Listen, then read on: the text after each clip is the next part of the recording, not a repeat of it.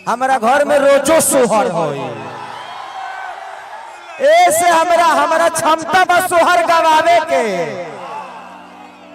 जी हाँ दोस्तों, आज हम आप सबको बताते हैं कि स्क्रीन पर आप देख पा रहे होंगे कि भोजपुरी इंडस्ट्री के 2 star and superstar power star हमारे खेसारी लाल और पवन सिंह दोनों लोग हैं। इस वक्त इन दोनों में इतना ज़्यादा विवाद चल रहा है कि दोस्तों भोजपुरी इंडस्ट्री में खलबली मची हुई है।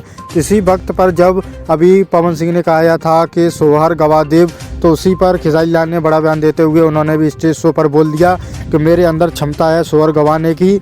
अगर मैं चाहूँ तो हर 9 महीने में अपने घर में सोहर गवा सकता हूँ, लेकिन तुम्हारे घर में कभी सोहर नहीं गवेगा, ऐसे उन्होंने ताल ठोकर बोलते हुए कहा। तो पवन और खेसारी की लड़ाई इस वक्त वाद विवाद से बढ़ के घर बहन बेटी पर पहुंच चुकी है, क्योंकि इन दोनों के बीच काफ़ी दिनों से ये मसला चल रहा है।